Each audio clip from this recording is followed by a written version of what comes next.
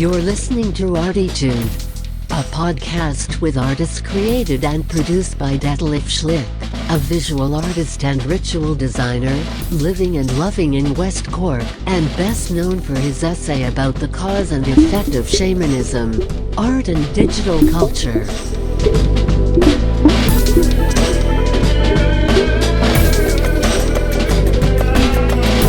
Working in the field of performance, photography, painting, sound, installations, and film, he will dive and discover with us and a weekly creative guest into the unknown and exciting deep ocean of the creative mind. This is Detlef Schlich, and today we dive into the unexpected and exciting ocean of the creative mind, together with Mikael Fernström from Sweden. And I'm very happy to have him here today. I mean, his life is very interesting. He did a lot of creative different things, and we just scratched in the first episode the way and his inspiration and how he came over here to Ireland. I mean, just about, like I say, scratched. Hi, Mikael. Hello, how are you? You're still here? You too. That's great. So thank you for having you here. Cool, Mikael. We finished the first part with just the arriving over here. Hang on, I still might. I'm not so. Okay, that works. Just with the arriving over here, in Ireland. You were sitting. Where was it? You sit outside in. It was in the village of Carrigaholt. You were sitting there and you're... looking out the Shannon estuary and deciding that I'm going to move here. That was 1991. Yeah. The problem is that Carrigaholt was a dying village at the time. It was at the time. Luckily, it's revived itself since. But I had already done up my little checklist. What am I looking for? I was looking for an international airport, Shannon. Yeah. Tick. Yeah. I was looking for a technology park. Yeah. That you had that in Plassey, beside the university. Yeah. And that was part of the technology park spec, a university nearby, UL. All right. And somewhere decent to live. Yeah. Right. So, phone around and. So that meant that it's not that far away. It's whatever, an hour's drive from where I was that morning. Yeah. So over a couple of months there, it all came together. Found a house to rent and premises for work. And everything in Sweden got packed up into a few containers. I shipped them over here. Lived on the floor in an Irish house. So where did you used to live before your decision was made? Still in Sweden? I mean, I made the decisions while here. Yeah. But then, it's a matter of implementing the decision. Yeah. And that was up and down a few times. Yeah. But then, so 1st of September, I picked up the keys for the house in Limerick. All right. And officially immigrated the 1st of October. Okay. And just kept working freelance for about 5 years. With your company stuff? Well, my own stuff. Yeah. Basically ideas and design. Yeah. Mikael, he used to work before that in technology design. What was it the last project then? Where you've been in? Well, I kind of had a few projects that sort of drifted with me. Yeah. So I was finishing one fairly large European project, working on a artificial speech communicator. Artificial speech communicator in 91. Yeah. So that's actually like maybe we explain it for the listener, maybe a little bit like nowadays, maybe Siri. But different and better. And this was in particular for kids that couldn't speak. Yeah. And we eventually finished building one prototype together with Trinity College in Dublin and a little tiny startup company in Dublin. Yeah. So that was that was one little example. At the time, then I was designing public information systems mainly for public transport. All right. So we Okay. partnered up. Like that, what we see on the monitor now. No, more you come to more the interactive bit, kind of kiosks and stuff. You walk up to them in a touch screen, and you touch here and there, and you can perhaps buy a ticket or get information. This is long before the smartphone, so people. Yeah, I was just trying to picture this. Yeah. So Like what you hear so far? Make sure you never miss a show by clicking the subscribe button now. This podcast is made possible by listeners like you. Thank you for your support. Now back to the show. Screens on the planet, Yeah, way back then. yeah. And some people walking into the little lab they said, "This is too early." The largest yeah. touch screen on the planet. Yeah. How large? Well, we could make them 2 meters wide. All right, sure. No, 2 meters tall. If anybody Yeah, wanted that. I was just thinking about it. If like Spider-Man. Yeah. Anyhow, it doesn't matter. So eventually, but I mean, at the tail end of that, I had a scale. We're doing the small touch screens. Yeah, Also too early. yeah. Was it? Yeah, and, sure. I mean, we just.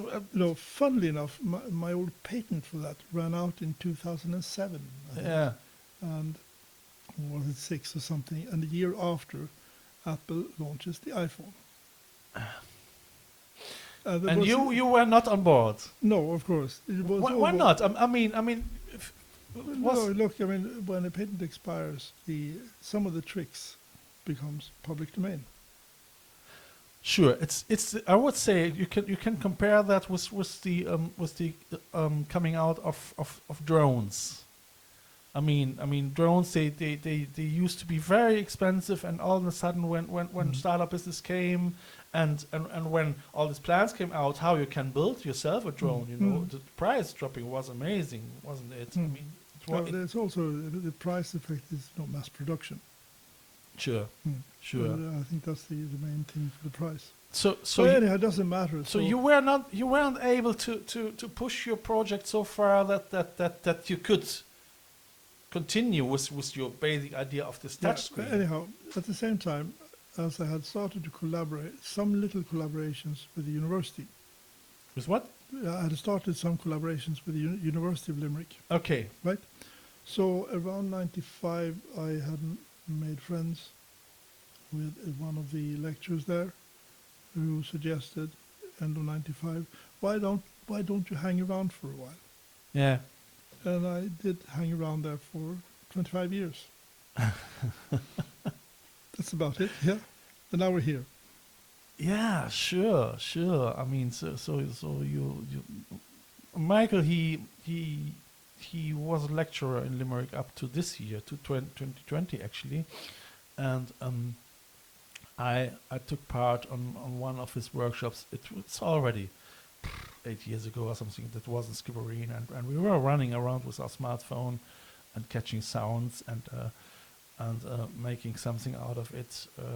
And then we had a sort of a show in the West Cork, the former West Cork Art Center, and everyone was showing the result of it, which was quite. I liked it, So it was great. Very collaborative. Yeah, absolutely. And I mean, the thing is, nowadays I love actually the time where we're in. I mean, the day could have 48 or 80 hours. So many opportunities are there to work creative with your smartphone. So I mean, it is so weird. I mean, the danger is there in my case as well. That I'm getting so exhausted from the ideas what is possible that often what happens I'm getting almost already sort of a breakdown, and then I paralyze.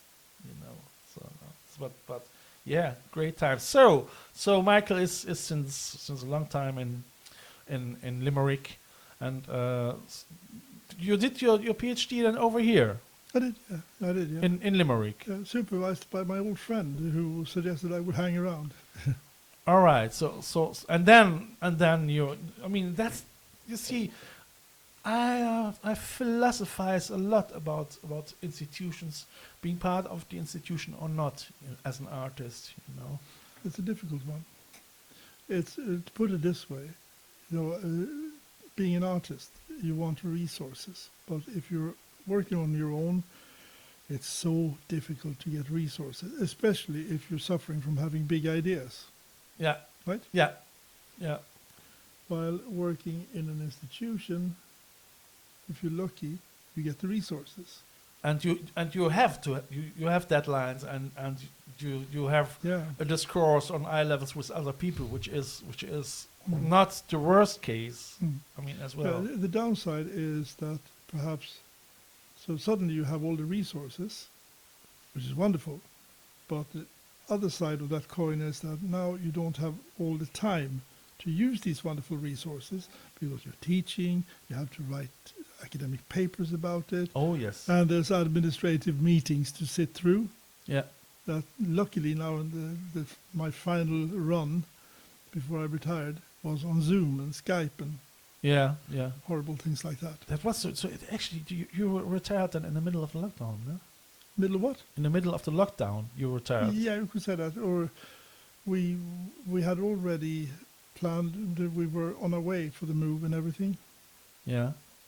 But come the lockdown, when the word was out internally that there's a lockdown coming, my partner Tracy is basically said to me, "Michael, we're going now." Okay. Yeah. So basically, in a few hours, packed up the stuff, and since then it's Ballydehob. Yeah. So that was the next stage after almost 30 years of Limmerick. I mean, we had been partly living where we live now here, just north of Ballydehob, for a good while in our old caravan, Betsy, because the house wasn't livable yet. But we're getting there, we've done the plumbing and this and that. Are you still living in the caravan now? No. So you're in the house. Yeah, I said yesterday, it's Right. wonderful not to have to live in that caravan. I mean, I used to live in a caravan for 3 months from August, September, October in 2017 in ArTEEtude, next to the sea, which was lovely. I mean, the sea was my shower room and no electricity and all that. But I was a little bit worrying, what happens if we get now the winter? I mean, I was living next to a cow shed with 20, 30 rats inside. And I mean, the rats, they came in the morning and said hello, but just outside, thankfully, So I was happy after this trip. It's a great experience. Yeah. But when it comes to wintertime, you really you need a very good insulated caravan to survive. Well, it helps. I mean, I'm no stranger to primitive life, One, having done the army, because then you're trained to do primitive life. Yeah. Because you're trained on worst case scenario, survival camp and horrible things. Yeah, but and then you had funny things like one thing I did when in my 5 freelance years. Yeah. Was I took these sort of extracurricular courses in Irish archaeology to conceptually dig into the soil. The idea to learn more about the Irish roots. Right? Which is great, yeah. So I took these wonderful classes that eventually linked up with the Hunt Museum in Limerick. To the what? Hunt Museum. The Hunt Museum? The Hunt Museum, yes. The hunters? No, the Hunt family. They had a private collection that they donated to the state. So the family is called HUNT. Yeah, the Hunt Museum in Limerick. So sorry for my lack of knowledge, but it's okay. It's okay. So I became friends with the late John Hunt Jr. and had a general interest. I used to do. We used to organize together with a few friends locally from Limerick. Yeah. To do Sunday outings with their kids and their friends' kids and whatever, to Craganoan, which is this sort of prehistoric village, living history style village. Ah, You have okay. recreations of a Cranog, of a ring fort and that. So Yeah. we used to go out kind of on a Sunday Yeah. and go totally primitive for cooking, for living, and do craft. Yeah. We call it craft nowadays, but way back when it was supposed to happen, of course, it was part of life's necessity. Yeah. But that's primitive living too, when you actually have to go and collect the sticks in the woods and try to figure out how to make a fire. Yeah. So the caravan living here was quite civilized compared to trying to make it in Craigenoan at times. It's a very interesting contra program for somebody who works all the time with technology, isn't it? I mean, Well, what is technology is when you pick up the first stone and see that it has a sharp edge. I know. Or- That's the thing, you know. I mean, or tying two sticks together. That's technology. absolutely. No, I mean, I feel the same. I actually, for me, it's actually we are technology either. You know, I mean, humans. If you see the bigger picture and if you see the universe as well as part of technology, then I wonder sometimes what is with us, you know. So which part do we take in this part of technology, you know. So I mean, some people believe in the master plan, and I still have my own ideas of where we're gonna go in the 21st century. Just about now. I mean, nobody can predict where it ends, but the fact that we humans are somehow on this planet and we lose somehow the contact to This ancient is nature.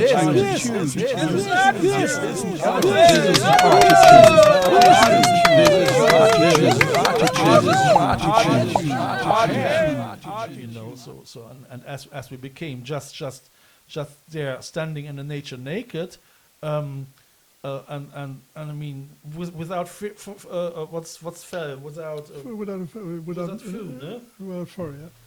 So it is somehow understandable that we have to develop different ideas, to develop our brain in order to survive in this sometimes very, very, very cruel nature, you know. So yeah, that's my rant. Yeah, so I mean, I'm kind of a believer that we need to understand our past. To create absolutely to create the future. Yeah, absolutely. And that includes the challenge of moving a cast iron bathtub down from an old rotten bathroom in Ballydehob down Which the is flight, great, yeah. down the flight of stairs and Yeah. getting it out the door. Yeah. You're relying on technology, basically same technology as when they built Stonehenge. Yeah. No, I agree. I mean, I think it's very necessary for creativity that we have to explore that sometimes, going back to this moments, you know. And I mean, I love it, you know, and it helps me really to inform my creativity as well. If we just coming back to our creative mind, how can we? I mean, a cold bath. I mean, even the moonshine, you know, so we all know that, you know, brings us a little bit back to. Yeah. We feel the echoes. Yeah. No, so it's amazing. So you enjoyed your time in the caravan now. Yeah, of course we did. So how long did you live in it? No. What? A couple of months was it in the caravan? No, I don't remember. We were probably in the caravan for 6 months. Yeah. Basically over the winter, and then eventually moving into the house during the lockdown in the spring. All right. So you live a little bit outside of Ballydehob.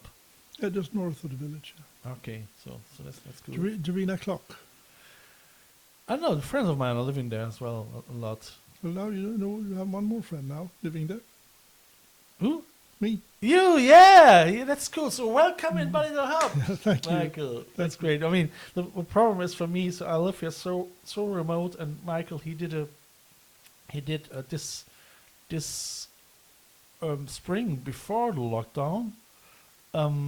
He organized a meeting at Ansanctor, a workshop. Kind of, yeah. There's once a year there's this thing called World Listening Day. Yeah, and I was prepared and I thought, come on, so I have to go over, because my plan was actually to talk with you already over there, you know. But I couldn't find anyone for getting a lift, and I mean I have somehow gear to transport with me, so I couldn't participate. Should have phoned me. It was probably great, wasn't it? No, it was a lovely day. I mean, Ansanctor is such a fantastic. I mean, they're basically our neighbour. Yeah. And that piece of land, whatever it is, 30 acres, the walks, the nature is fantastic. I know. And while I've done sound walks in all over the planet soon with people, and I'm sick and tired of the urban sound walks. Yeah. They're so boring because if you did it quite far often, no? Yeah, sure. Yeah, no, but I mean, we've done Paris, we've done Chicago, we've done, you name it. Sure. And while some people like the harsh city sound, I don't. And it's very industrial, isn't it? I mean, it comes. Sure.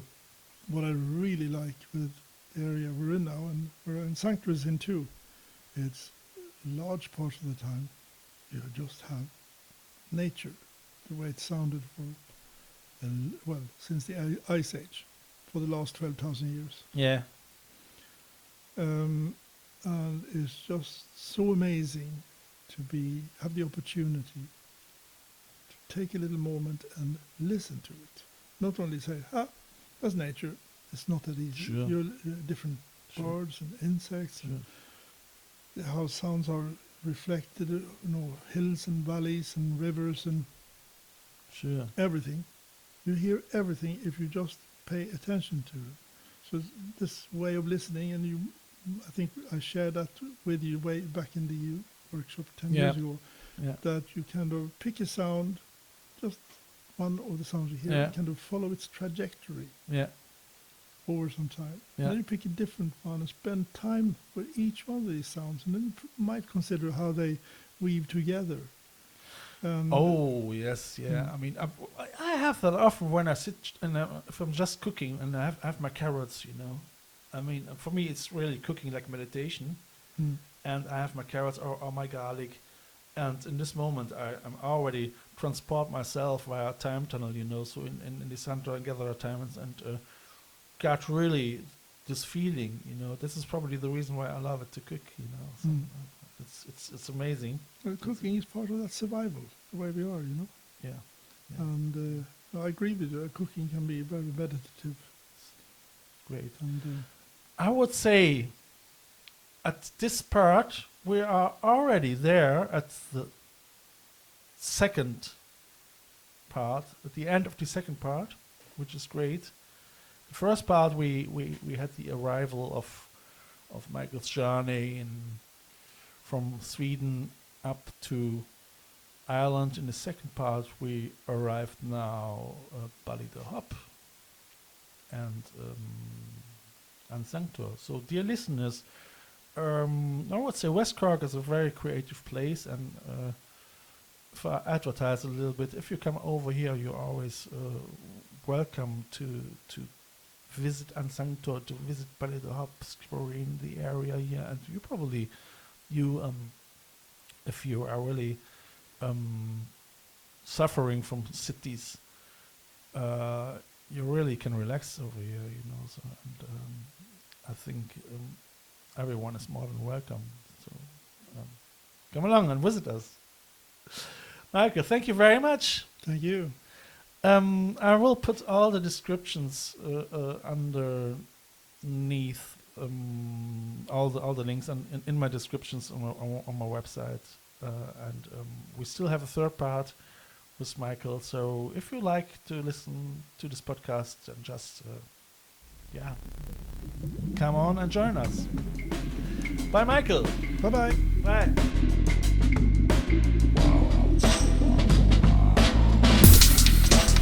This is a listener-supported show. I feel honored if you subscribe this show. You can follow me non-financial with a following click on one of my Instagram accounts, or subscribe to the visual version of this podcast on YouTube via the link below. If you like what you hear, be sure to tune in this Sunday for the third part of this ArTEEtude audio triptych. If you want to leave a donation for a coffee or a bus ticket, just follow the donation link via the ArTEEtude podcast account. Eventually, I would like to thank through this medium all my members and listeners of the I Love West Cork Artists Network from all over the world. Just to remember myself that without you, this here couldn't and wouldn't happen.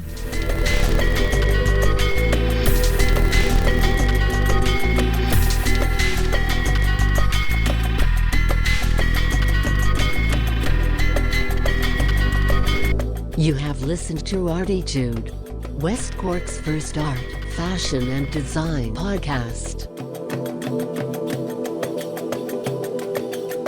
ArTEEtude, never so close again. That was too close.